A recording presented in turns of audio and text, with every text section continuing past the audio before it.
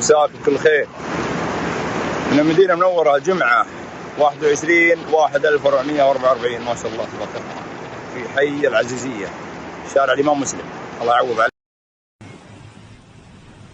الآن هذه الحرة الغربية، غرقت الأحياء والموية خشت في البيوت، لا إله إلا الله، والمطر يصب. الله يرحمنا برحمته. شوف السيارات هناك كيف وسط الموية غرقانة.